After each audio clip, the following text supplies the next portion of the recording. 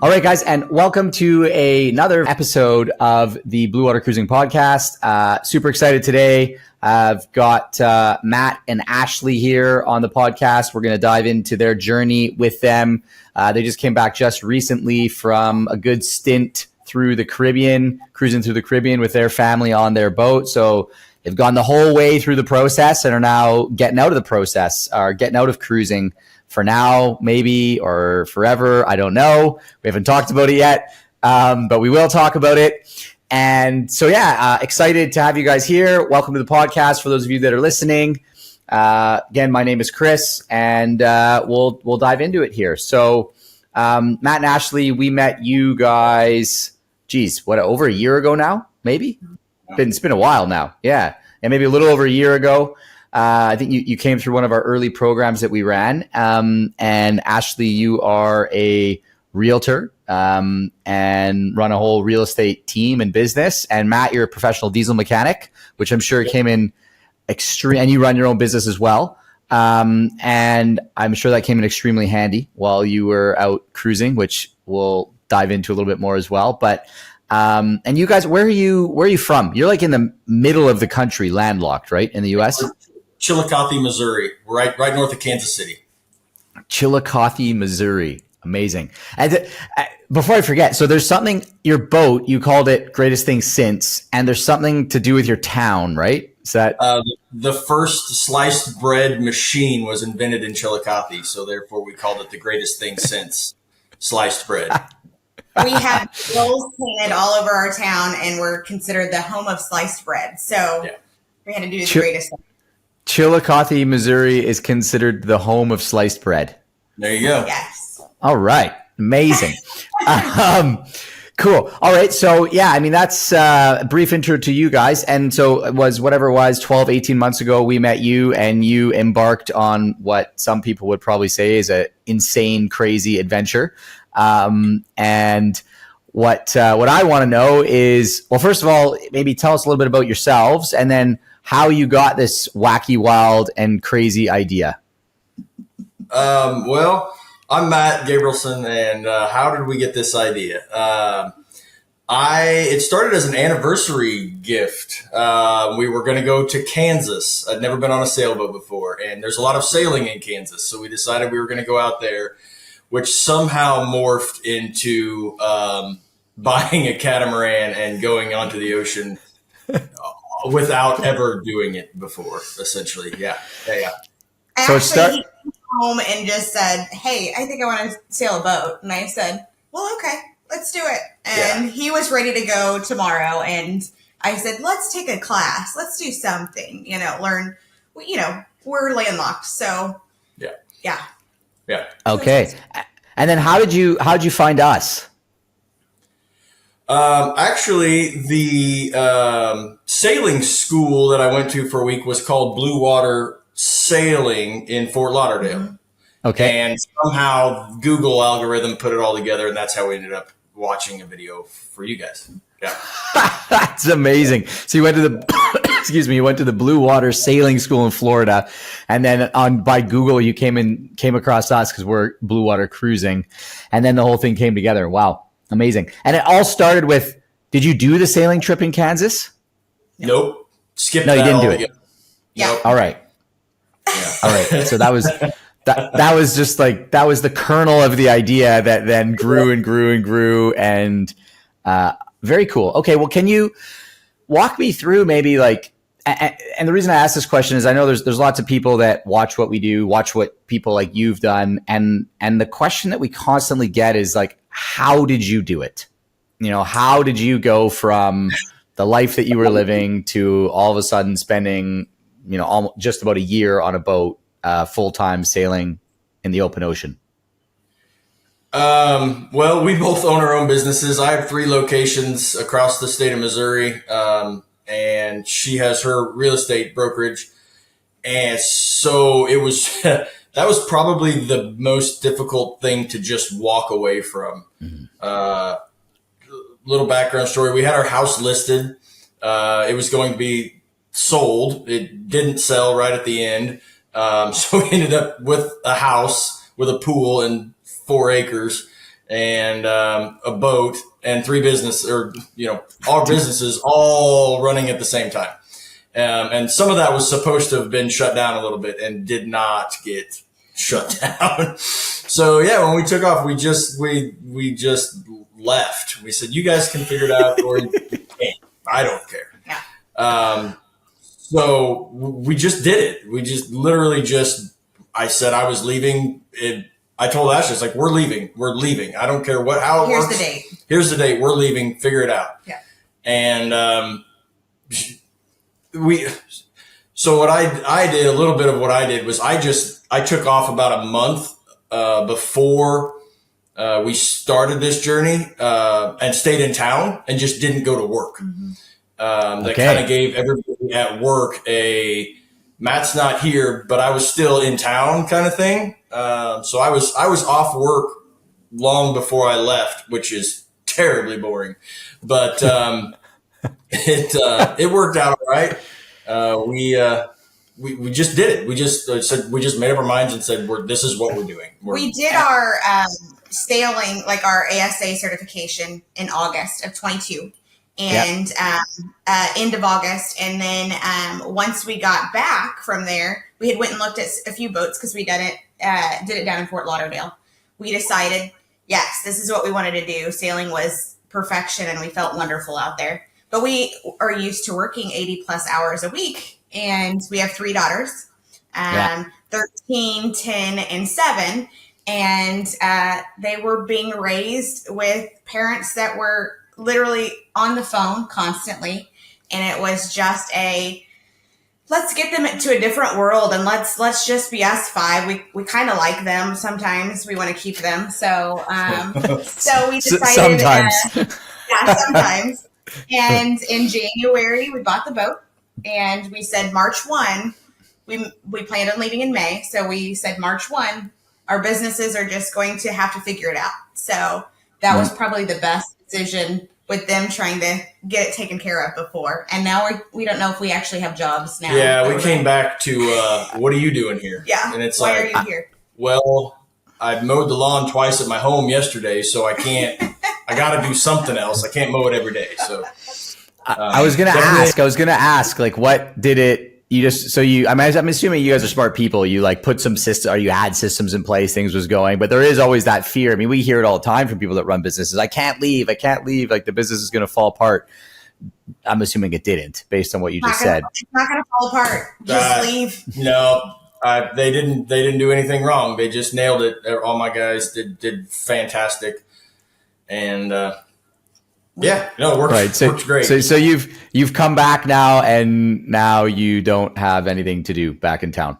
Nope, nothing, nothing to do. So we're looking for projects now. So probably painting red walls next. Fixing the wall, the wall behind you. Okay, well, I'm going to back up a little bit because you said you got the 3 kids, the 3 girls.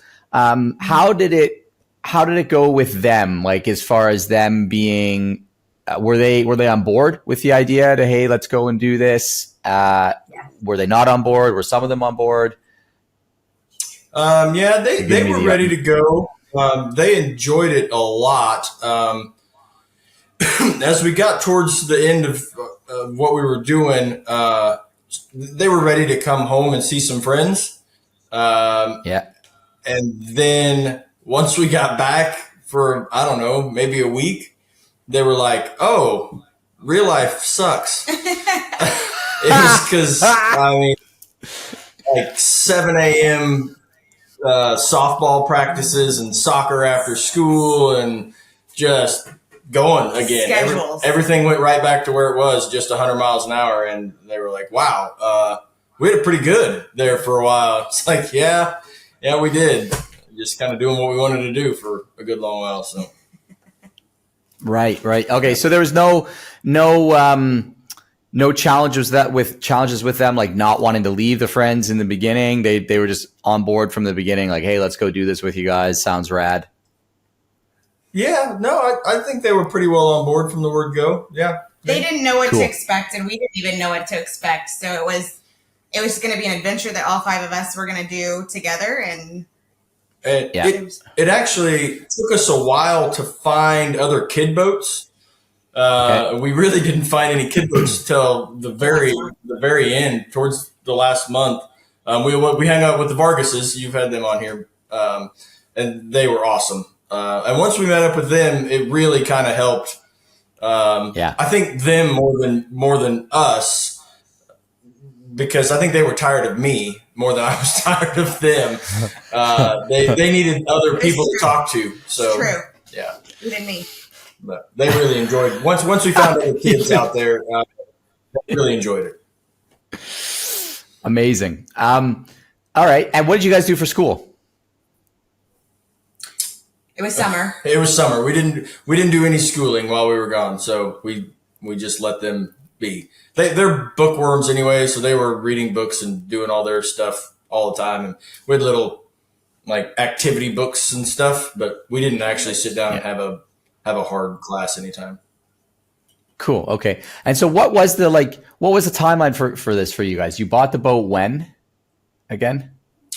We bought it in January, and I went down a couple times between January and March, and then we moved the boat in March from Florida to Nassau, and then flew back home. We're back about a month, and then flew back to Nassau, and then all the way down to Grenada. We were gone 85 days the second time.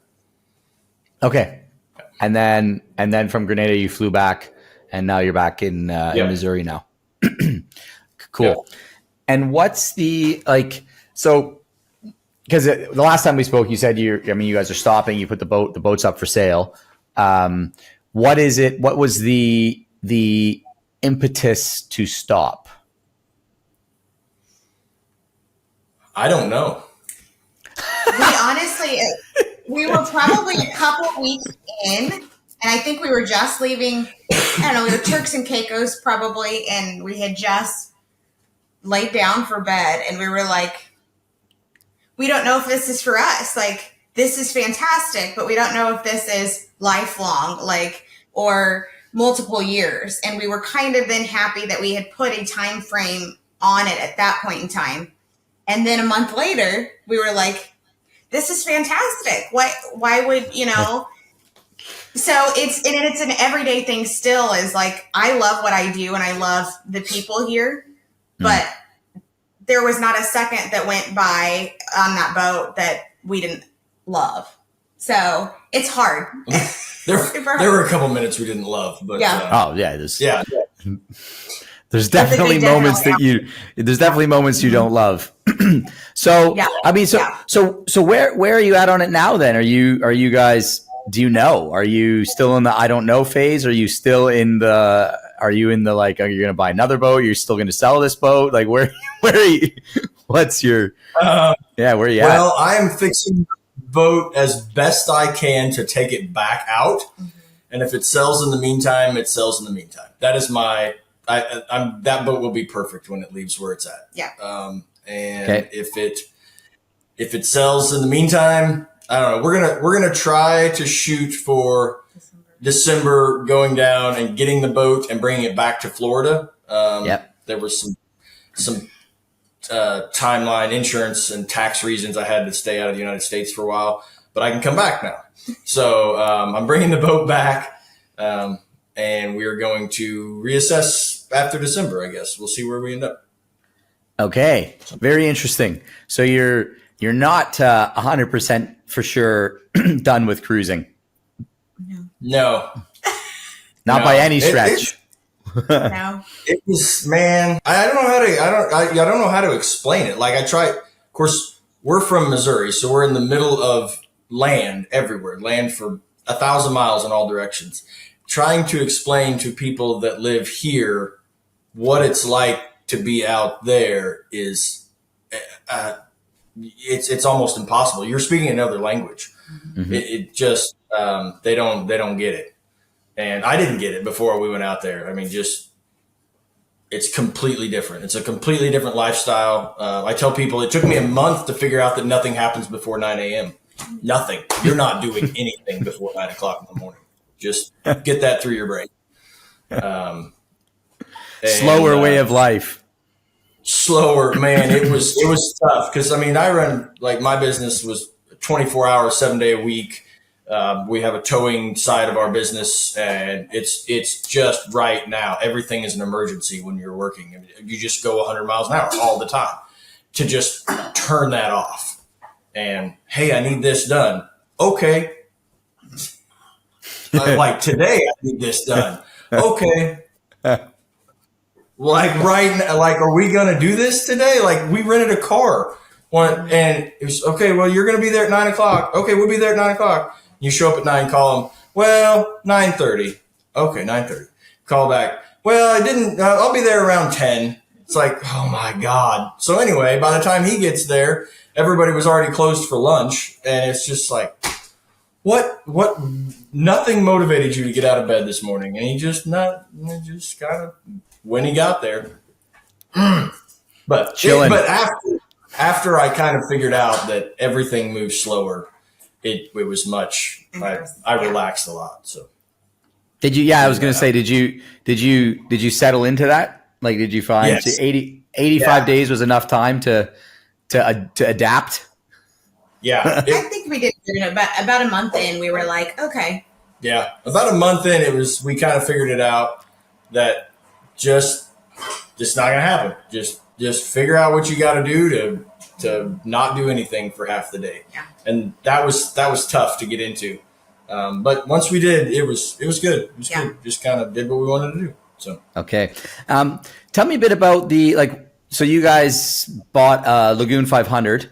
Why? Talk to me a bit about that. Like, why that boat in particular? And when you set out, did you originally have this plan of like wanting to sail the Caribbean? Was that the plan, or did that kind of evolve? Like, what was the plan, and why that boat, and why did you make some of the decisions you made there? I bought a Lagoon 500 because it was the biggest boat I thought I could handle by myself if everything was going bad. Okay.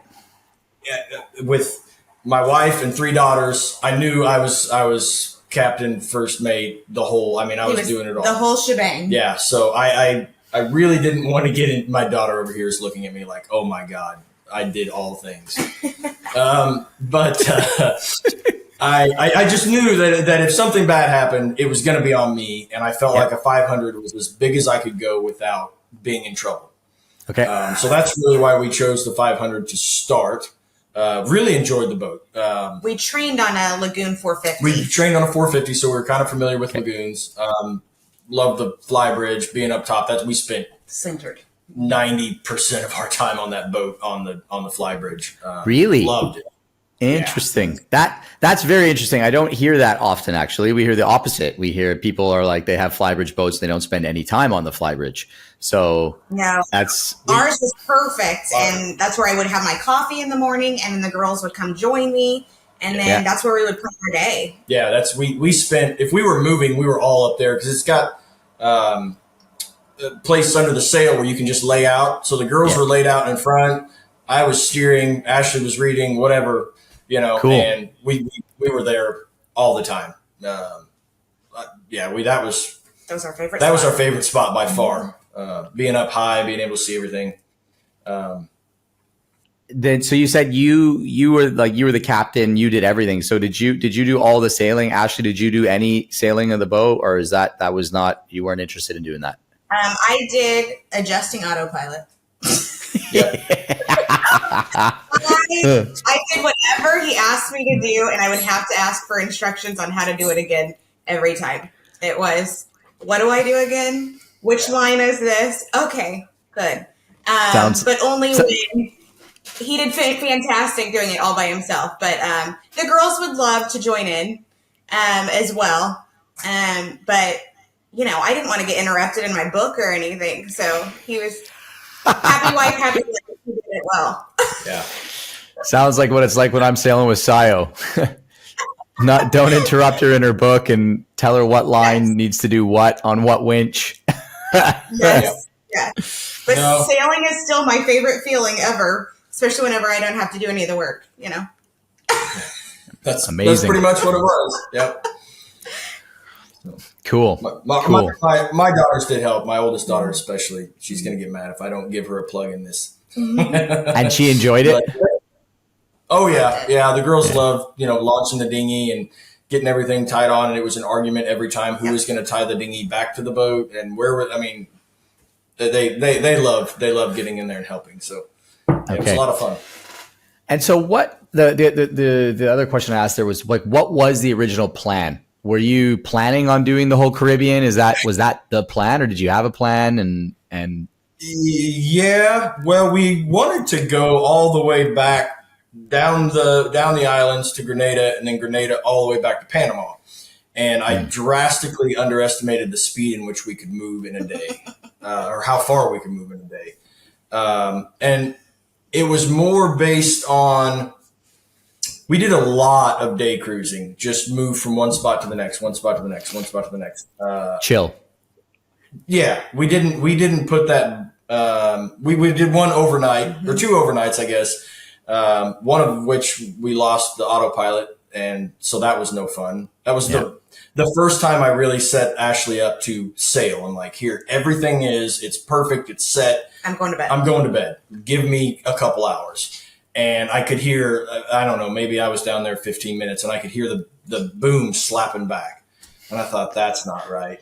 And then I could feel us going in a circle and boom. And we had planned on sailing all night. And and I thought, this is wrong. So anyway, after about 30 minutes of that, Ashley comes down. She's like, this boat won't go in any direction I want it to go. I'm like, it's on autopilot. Just leave it alone. Anyway, so the autopilot failed. The autopilot broke. I ended up hand steering that the whole night till we got to Puerto Rico. We got new parts down there and replaced it all. So how was hand steering all night? I should screenshot you the map of me. It's really funny doing this number. It was not good. It was not good at all. It's not. No, it was a beautiful night though. The moon was bright. It turned out being pretty good. And I still did not help him. I just sat up there and kept him company and snored probably the entire time. She slept most of the night. That's nice, though. At least you hung out. There's nothing worse, in my opinion, than hand steering. I hate it. It's so tiring and terrible. We lost it somewhere at 10 o'clock, I think, between Turks and Caicos and Dominican Republic.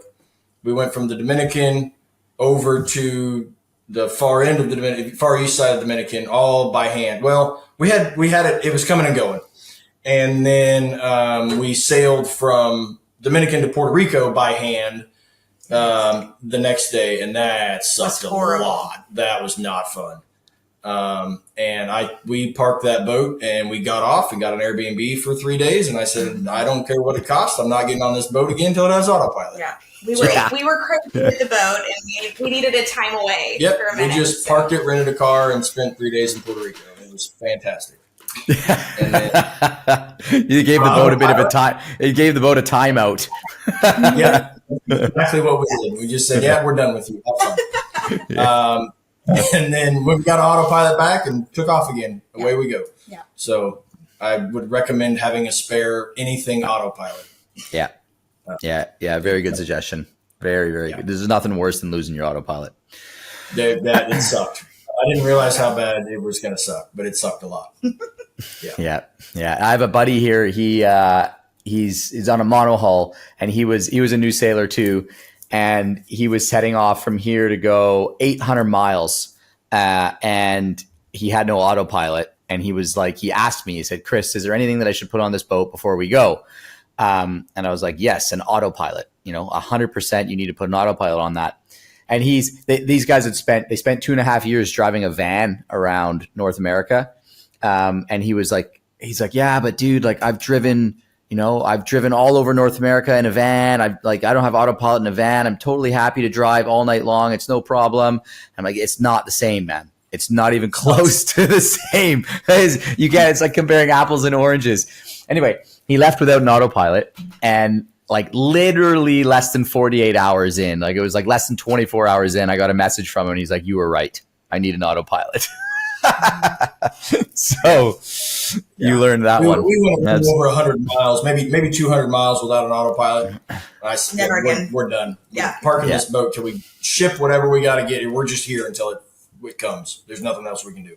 Yeah, cool. So, I got another question. So in general, so what was your idea, or maybe a better way to ask this is I'm assuming you had some sort of an idea of what cruising was like, before you went, when this kernel of this idea came around of let's go sail in Kansas, and then evolved into let's go buy a boat and cruise the Caribbean down to Panama. How did the reality of that compare to what you had thought if you go back in time to there? Like, was it everything you thought it was and more? Was it worse? Like, how did it meet with your expectations? We watched a lot of Sailing Zatara. Yeah. Yeah. Okay. And with 3 little ones in tow, we were like, we've got to figure out things to keep them busy. And our first 2 full weeks were in the Bahamas, in the Exumas. And if you've ever been there, it's fantastic water, and everything is stunning.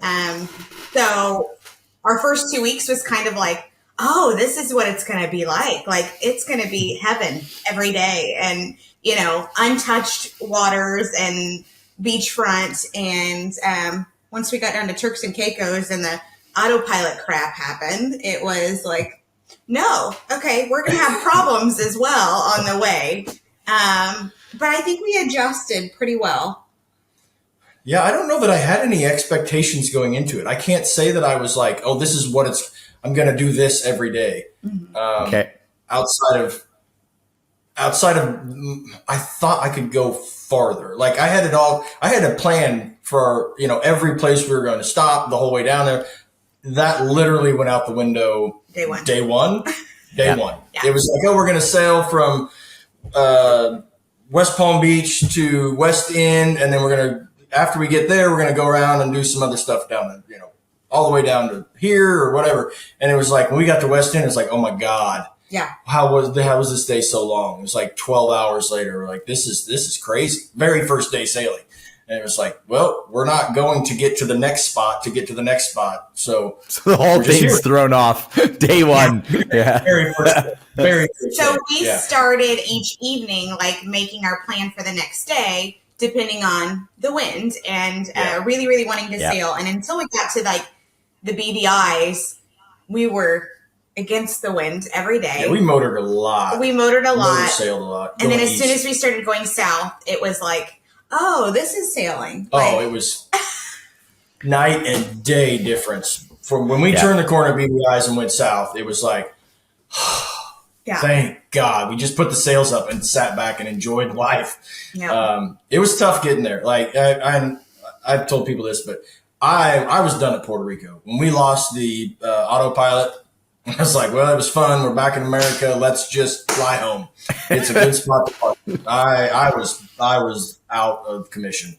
And she's like, the hell we are. She's like, you signed me up for 25 days or whatever we're doing it. And I'm like, we can just go back. Like, we liked the Bahamas. We can just go back. You did keep saying that. And it's like, once we go past here, we can't go back. No. And like, had it not been for her, I would have turned around somewhere around Puerto Rico and just been like, he was ready to go home. That was fun. I was like, no, we are going. Yeah. And then 13 countries later in 85 days. Yeah. I think he's happy. I was so glad we kept going. Once we were sailing and not just beating ourselves to death, motoring, it was so much better. So much better. Yeah. Life got good. So you're happy that Ashley pushed you to keep going? I had more books to read. Yeah. So. Now that's cool. I like hearing stuff like that. It's the beauty of the partnership, and doing it together. It's like, you're on different pages at different times. And even, I think I've told this story before, but when we bought our boat, right before we bought it and sailed it, I sailed it to New Zealand. And then right before we were supposed to go move on to it to start, do our first 90 days, I was like, I don't know if I want to do this anymore, and Sayo was like, well, I'm going.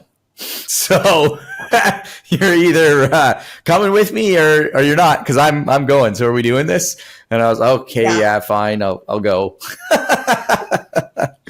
So that's cool. Keep the morale up. Yes. So, well, and I was going to say the other thing about that, you've learned then where the old adage comes from, gentlemen never sail to weather.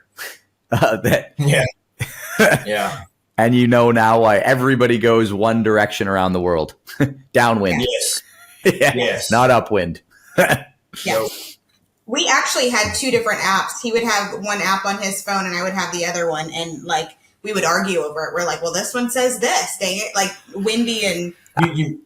So all aspiring sailors, get a windy and a predict wind and then delete them off of your phone because they're worthless.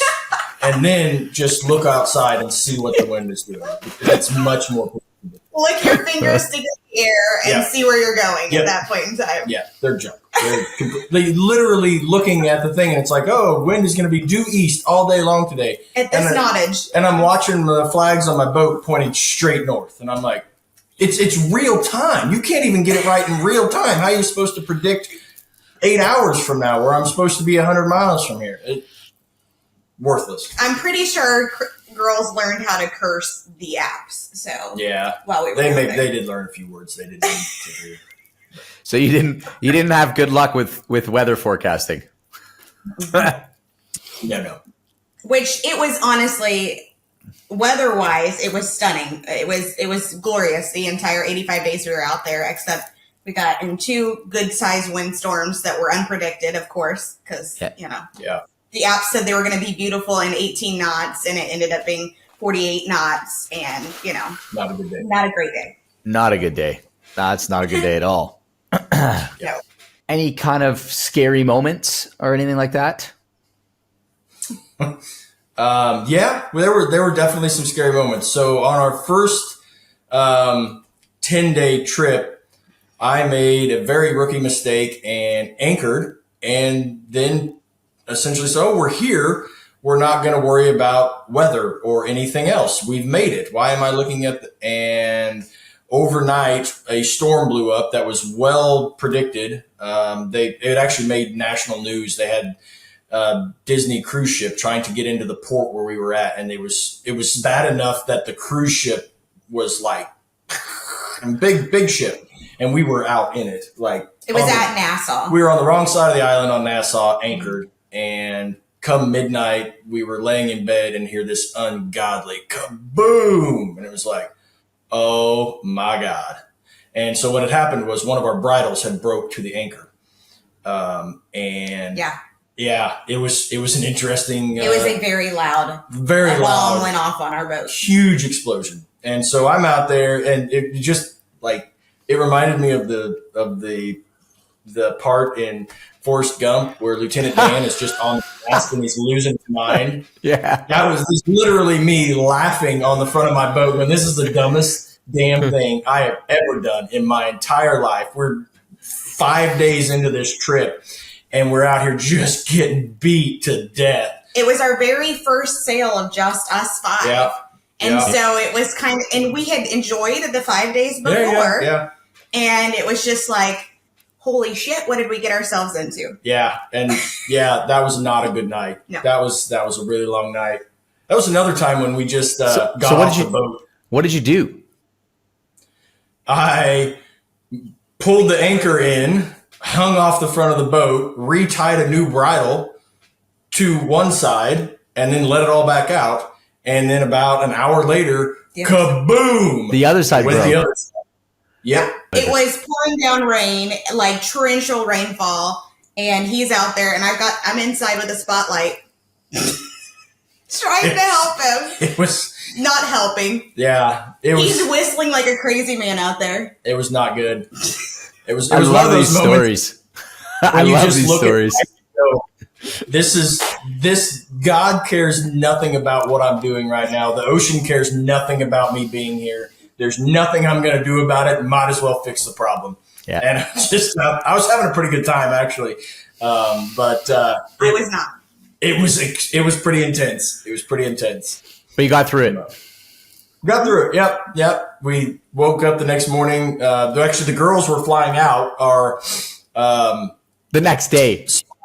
The next morning. Yeah. Our slip got pushed back. So the girls had to leave because they kept their flight. And so I had to pilot. So I went to shore with them and then just got an Airbnb. We left this boat quite a bit. I just left the boat. I said, it's insured. I don't give a damn. And so we left the boat out there on anchor with 2 makeshift bridles attached to it. And I went and spent 2 nights in an Airbnb and went back and I was like, well, it's still there. So I guess. Then I piloted it myself to the slip and put it in the slip. And I thought it was crazy. Yeah, that's why I showed up in this 500 at the marina. And they're like, okay, just have your first mate come out and help you. And I'm like, nope, just me. I am who you got. And they're like, what? I'm like, I'm coming in that slip with this boat right now. He's like, my wife and kids left me on a boat. Yeah, I was having a bad day that day. It's good. We made it. All went in. So what broke on the bridles? Did it rip the D's off the crossbeam? It literally pulled the bridles apart.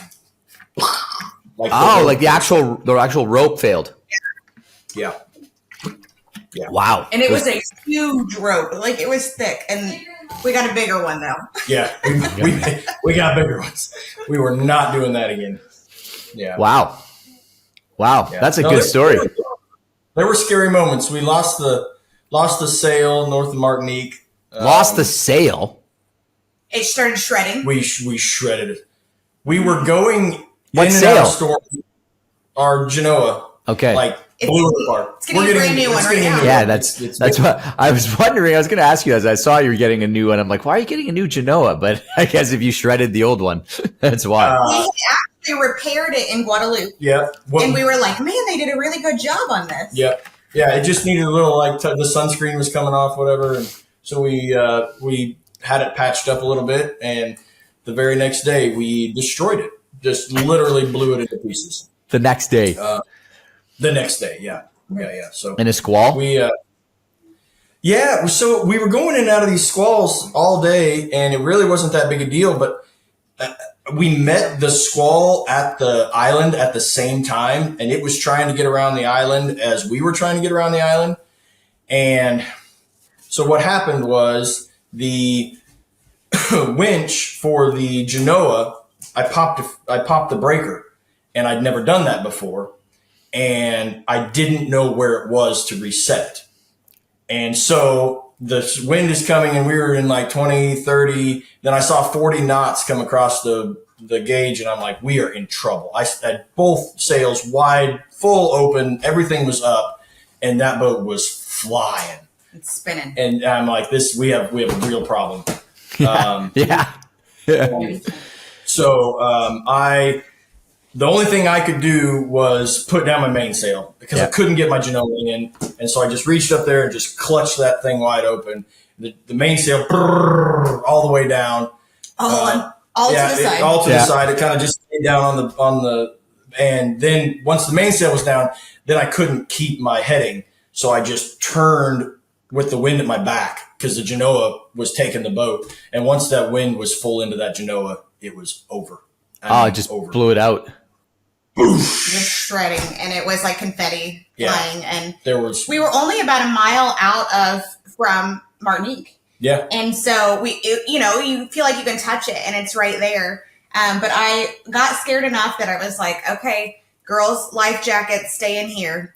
The lines hit so hard on the they're flogging on the deck. Yeah, the girls were like freaking out down there. But then by the time I went down there after I'd had my panic attack, they were all like giggling and having fun down there. And they were like, what's going on up there? We're like, nothing at all. It lasted all of 15 minutes? Yeah, to 10 minutes maybe. Just a squall. And it was over. And then I'm just sitting there on the top, just soaking wet with a sail hanging off the side, one sail flopping in the wind, just going, what just happened?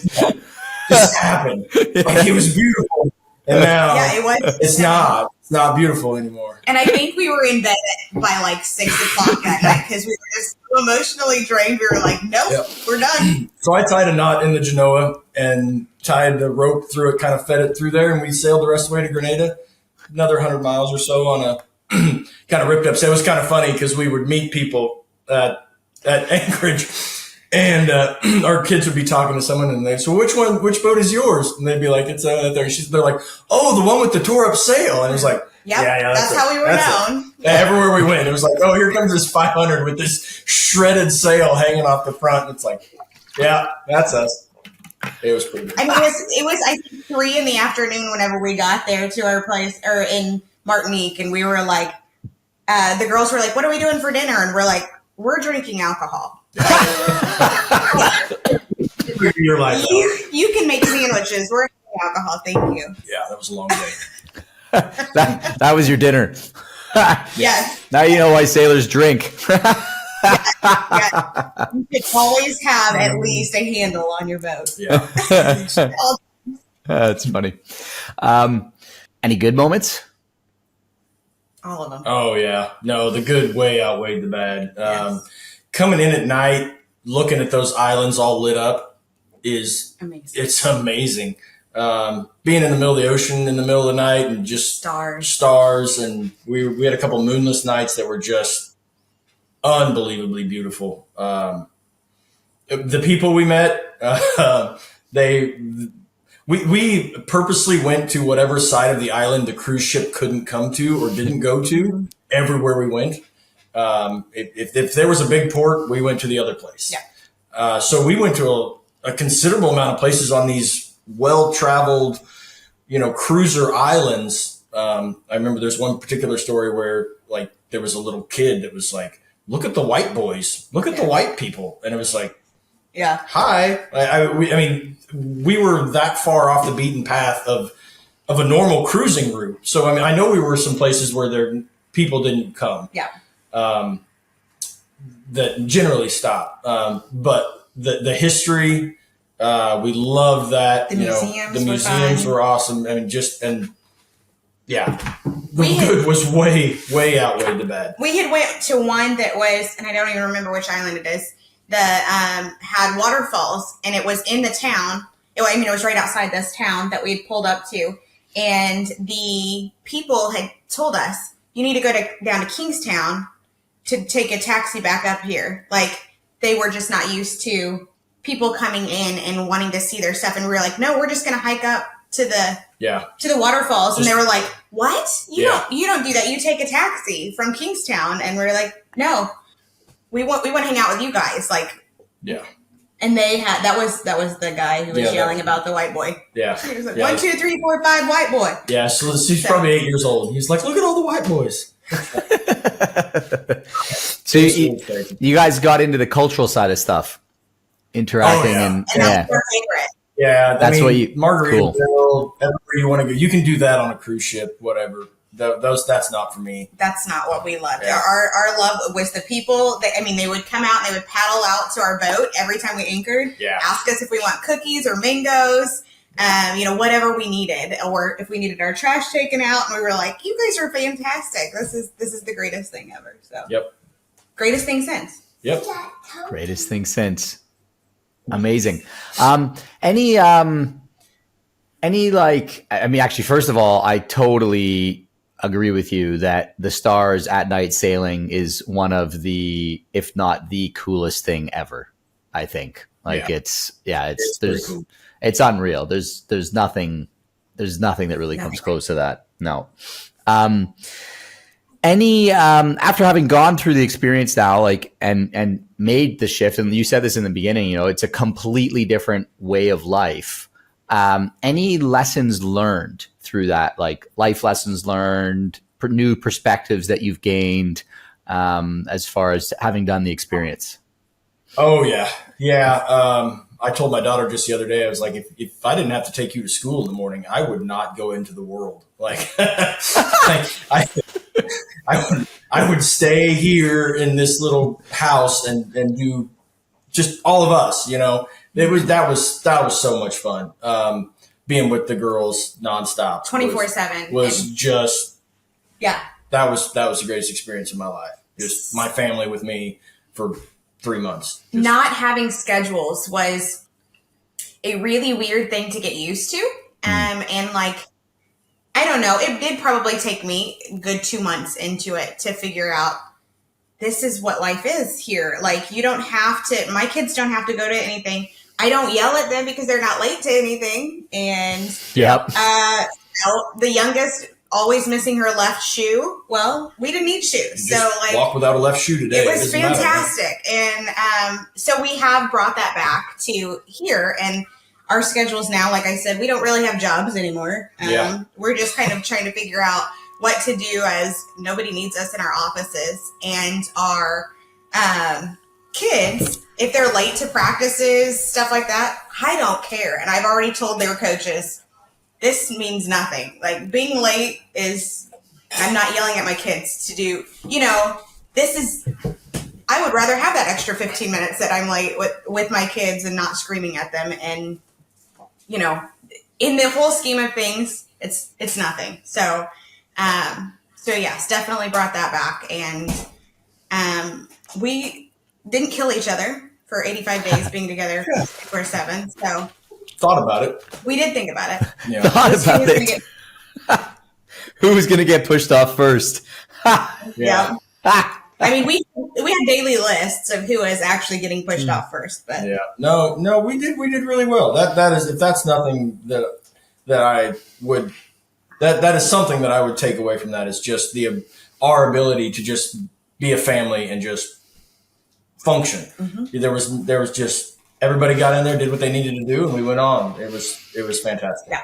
And you made it through some extremely stressful moments together as a family without killing each other. I mean, you make it through that, you make it through anything pretty much. Like, that's usually what happens. People either make it through it or they don't.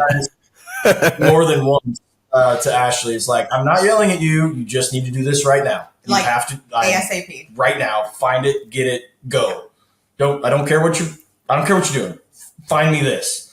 Yeah. And then after the fact, it was kind of, sorry, we were about to have a bad day there. There was a lot of side eye that was going on. Yeah. But at the end of it, we would just be like, okay, we know that that's how it had to go. Yeah. And we were fine. And we established that pretty early. And I would suggest that if anybody's doing that, like, have that conversation. You need to have that conversation. It's different for me because I'm volunteer fireman, work on the side of the road, doing heavy recovery, very dangerous, exciting stuff just is what happens. You're just what people, high stress vehicle crash, and there's body parts and trucks and everything's laid over, and it's the middle of winter, and that's just going to work. So getting on a boat and having these high stress things was just like, oh yeah, that broke. Yeah. It didn't really tick to me as being a high stress situation. It's like, I can swim. That's the worst possible scenario that can happen right now, is I have to swim. His crew then, though, was his family. And I think that was probably a giant stressor on him of how he has to talk to his crew, or and just keeping the safety of his crew, which he does, on the side of the road too with his other job. But those are his babies, like his, his 3 daughters out there. He's got to make sure that's his initial thing. So yeah, that was different. That was definitely different. Where you weren't, I wasn't talking to an employee. Go. This is what I need. Get me a chain. Get me a line right now. Did it, and it was like, hey, honey, we're gonna die. I've never heard "Hey, honey, get me this." If you don't get this, ever. I was gonna ask, was it actually "Hey, honey" or?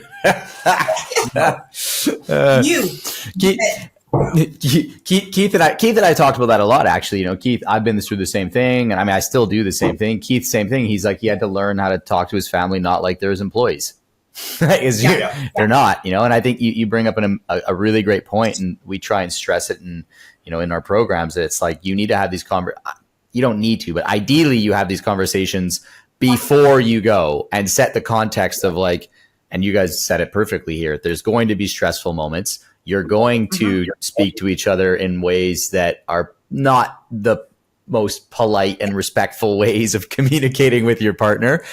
It's not personal. It's the situation. And I think, like you said, apologize after, discuss it, and hopefully do better next time. It's life. For sure. You know, it definitely is. Whenever you go into it as, hey, this situation may happen, and we did it on our first 10 days. First 10 days, we figured that out right away, and we had that conversation. And even though as a female, I was like, hey, that tone was horrible, I was like, all right, I gotta act like a man and take it. But we're still married, and nobody got pushed off. So. Yeah, we did all right. Nobody walked the plank. Nobody walked the plank. I wouldn't even give him the walk. Just straight in. Amazing. Okay, so I mean, there's lots of great stuff that you guys have touched on here. That's like lessons learned, and I mean, it sounds like in general, it is, and we say this too. It's a series of highs and lows, and they're kind of in your face. It's life in your face, and it sounds like you guys have, done amazing getting through it all, and have grown from going through it all, which is super exciting. And I want to know, like, so what? I mean, you kind of touched on this a little bit, but I'm going to push a little bit harder. Like, what is next for you? Like, you're back in Missouri, kind of sitting around. So, like, what's the next thing here? I don't know. We had to come back. We had my grandfather was 94 years old. He passed away just last week, 2 weeks ago. So we knew we had to come back for that. So he lived a good life. 94 years it's a pretty good run at it. So we put him in hospice 8 hours before we left. Yeah. Oh yeah. The day we left, he got sent home. We were putting a triage room together in his home. Like, we're leaving in the morning. Hope you're doing okay. Here you go, 91-year-old grandma. You figure this out, But they had a lot of help while we were gone, and everyone really. He told us he was going to wait for us. Yeah. So. And whenever the day we returned, he said, "Hey, I waited." So we're back.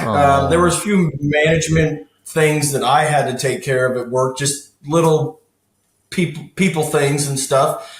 But I really think we kind of fine-tuned the Matt's not here anymore. So that is now going to be not a non-issue. Same thing with mine. Same thing with hers. Yeah, she had some things that she just needed to clean up.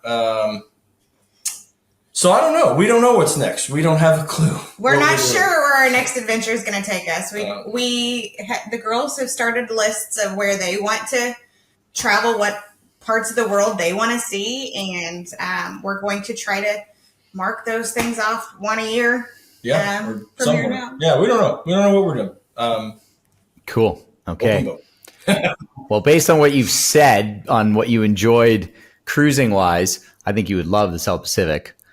If you love if you love the cultures and you love that stuff, like, that's unreal. The people there, amazing. But who knows if it's in the cards. So for aspiring sailors, like people that are aspiring cruisers, people that that are thinking of getting into this life, thinking that, hey, maybe doing something like what you did, just trying it out for 3 months, 6 months, seeing what it's all about. Do you have anything specific, any suggestions, advice, or anything that you would want to share with them to make it happen? I know, so some of my maybe life experience prepared me a little better for this. If you don't know mechanical knowledge, be prepared to be in trouble. You better know how things work. Whether it's how a clutch opens and closes because a little spring broke inside it, or how your toilet flushes. We had to take a toilet apart because little wrapper got down the toilet. A little piece of wrapper of the trash had got down the toilet.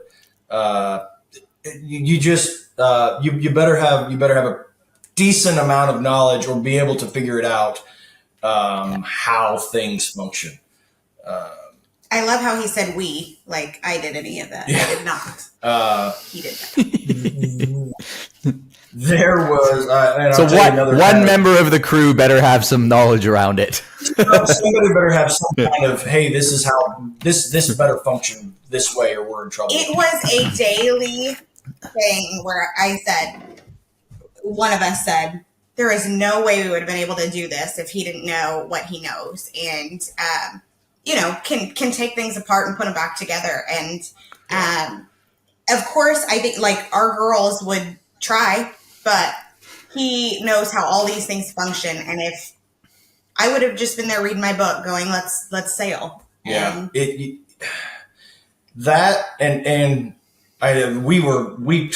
put Starlink on our boat. I would not have enjoyed the sailing trip without internet.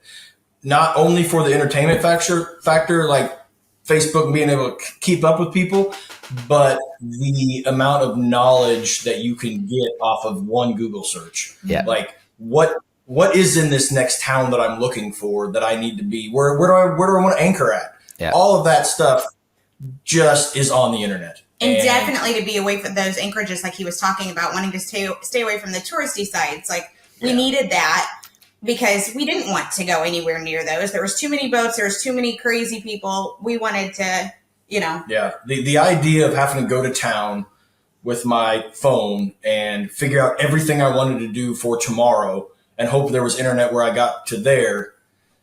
When I got there, was nerve-wracking. Like I wanted the ability to be able to communicate and have information. So I would definitely recommend any kind of internet capabilities you could have on your boat for certain. If you don't have any mechanical experience, I would take some training. I'd go talk to somebody that has been in the boating world or engine world, any mechanic. So I would have some kind of basic knowledge. If that boat was sitting on the hard, I would take a bunch of stuff apart and I'd put it back together before I went anywhere. Kind of have an idea of what works. I mean, we lost a hydraulic hose off of our water maker that busted.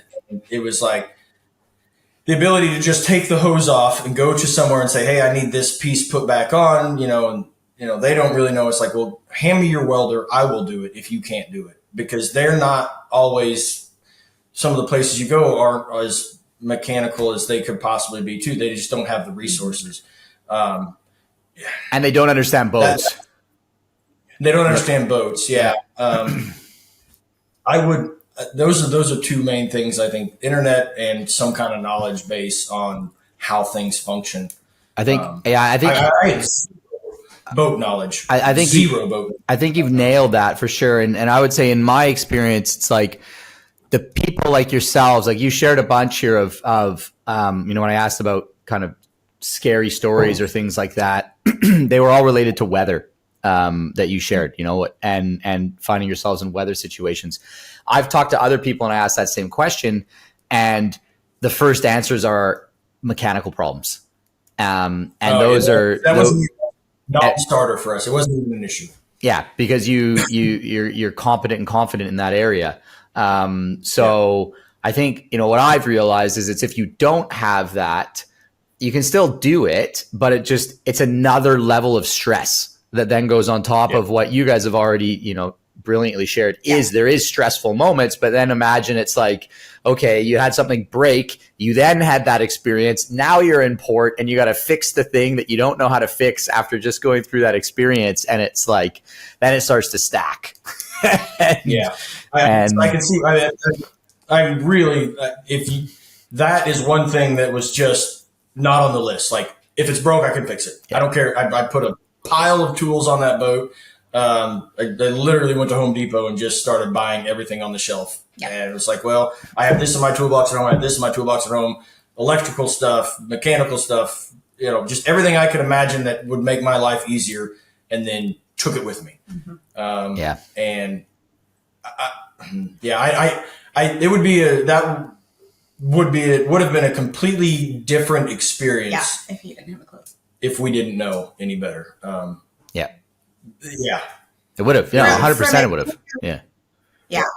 From a female standpoint, I'd say the only thing any female needs to know is if you have a plan, just throw it out the window and just expect to not.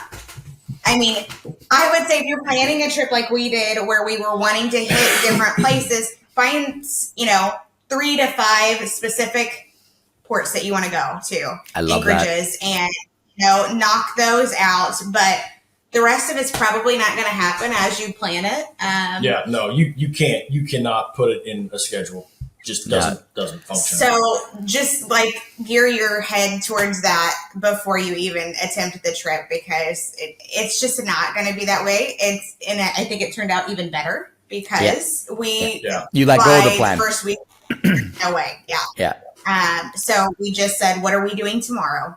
And where are we going to try to get to tomorrow? Yeah, we literally planned the entire trip one day at a time. Mm-hmm. Well, after we figured out that our best laid plan was worthless. Was crap. Yeah. I like it. Once we figured out that's not going to happen, it was like, well, what do we do tomorrow? And we just went to tomorrow. Yeah.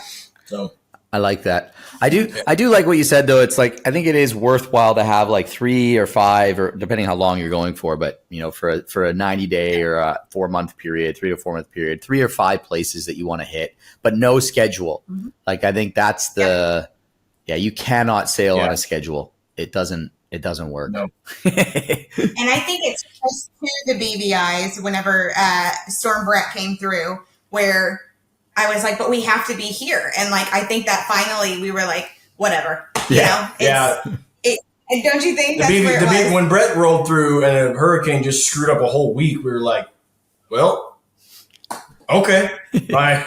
We're just here now. So we're just here and figure it out. Yeah. And after that, we did not plan, hey, we want to see this or we want to see this. We were just like, hey, this is the island we're hitting up tomorrow. Let's see what's available and there. I'm really glad that happened too, because we would have been in Grenada way too early. Yeah. Like a month too early, and with nothing to do. With not nothing to do, but we would have been bored down there for certain and would want to have gone somewhere else. But the way it ended up, we ended up with about 2 weeks down there right before before we came home, and that was perfect.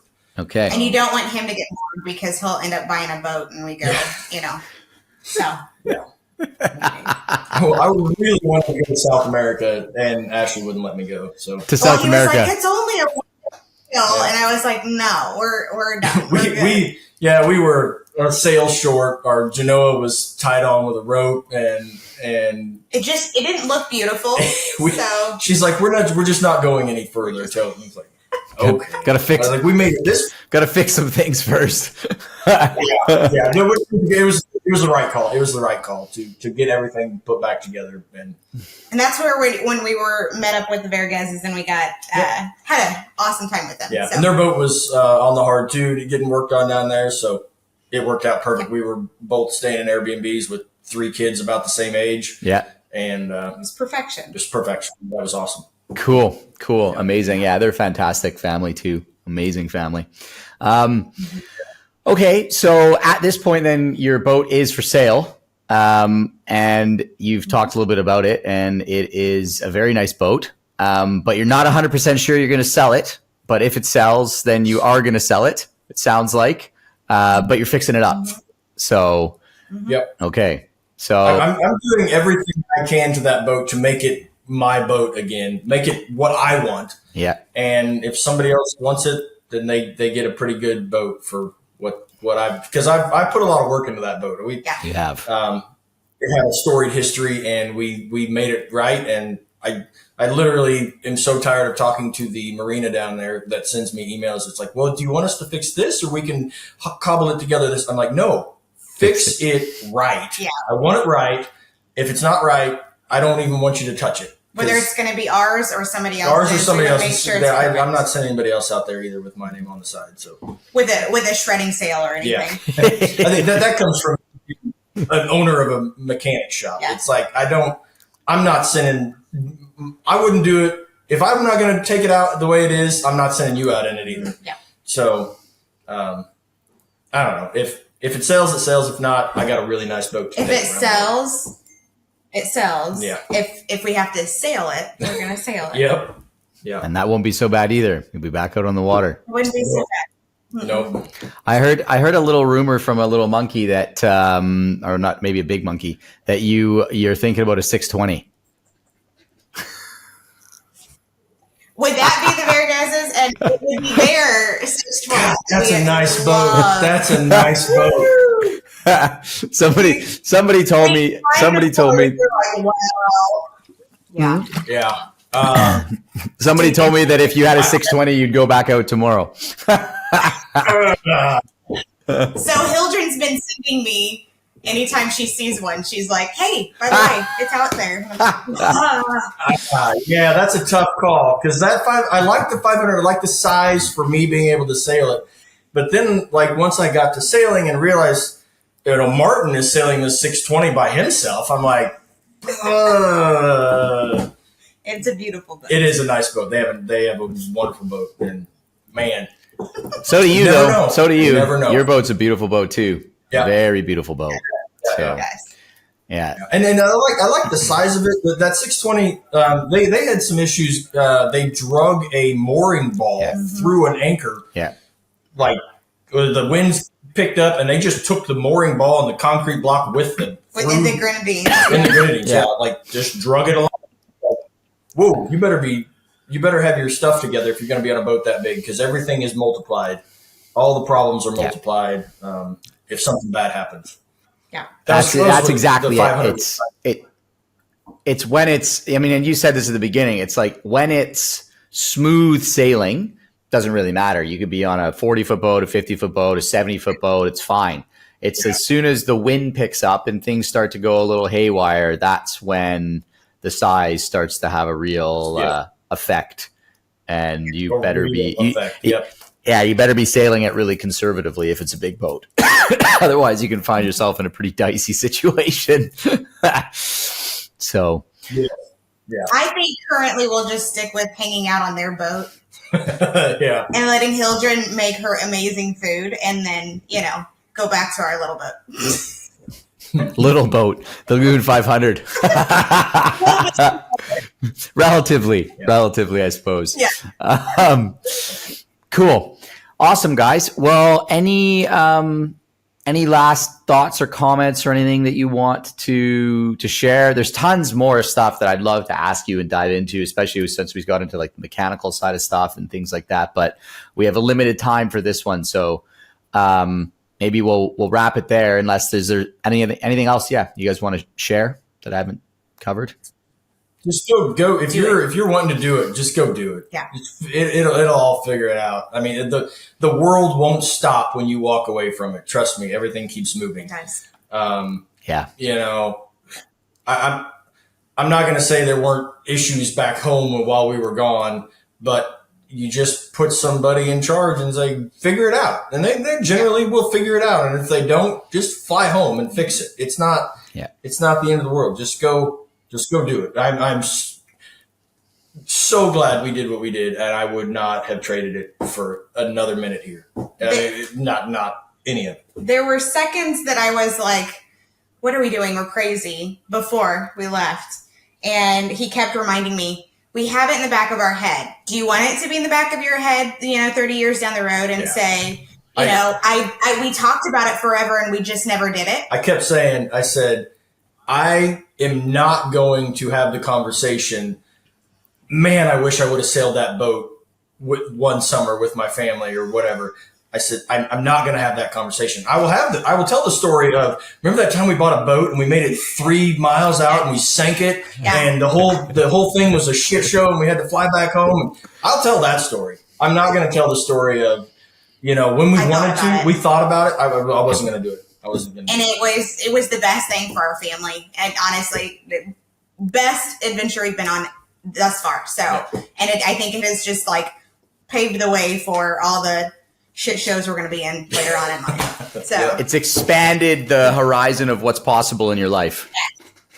Yes, there is so much more world to see, so much more water and stars to see. So.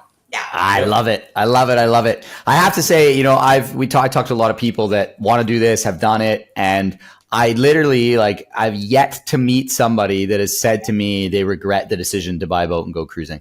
Even people that have had terrible experiences and they're like, I am never doing that ever again. That was like the worst decision ever. They were still like, I don't regret making it because it showed me a part of myself that I'm so grateful that I now know. And Yep. you know, like everything that you guys said brought family closer together, all this stuff. So I love it. Yeah. Love it, guys. Super inspiring. It's inspiring for me too. You know, I mean, you know, like I'm sitting here in Bali, which is great, but I'm on land. And every time I do one of these and talk to like you guys, I'm like, oh my God, I want to buy a boat. I'm going to go home and I'm going to talk to Sayo. I was talking to Sayo like the last couple of weeks. I've been like, okay, how do we do this so that we can get on a boat again in like the next year to 2 years? Like, you know what? And so we're figuring it out. So anyway, you've inspired me. I posted 500 for sale. Yeah. It's a bit short timing. We're building a house in Bali right now. So we're kind of like, yeah, we got at least a year while we build this house. And then we'll see how quick I can make the decision happen. Sure. But anyway, thank you so much. Super inspiring. I'm sure that everybody listening that's going to listen to this is listening and will listen to it is inspired as well. It's a great story. And thanks for taking the time to come on and be so open and share it, both the lows and the highs and everything in between. I really appreciate you guys taking the time. Yep. Thanks, Chris. You're welcome. All right, guys. Thanks very much for checking out this episode of the Bluewater Cruising podcast. Once again, Matt and Ashley from Chillicothe, Missouri, where it is the home of sliced bread, which is amazing. Didn't know that. Learned that today. Anyway, guys, thanks so much for taking the time to listen. Really appreciate it. Matt and Ashley, if you're watching this and you are on the market for Lagoon 500, Matt and Ashley's boat is for sale. Contact us through the link that's going to be in the description below. If you guys are interested, we'll get you the details. And of course, if you guys are interested in learning more about putting a plan together to get out cruising, then drop us a note, again, a link in the details, and we're happy to hop on a call and discuss it with you. So thanks again, guys. We'll see you on the next one. Cheers.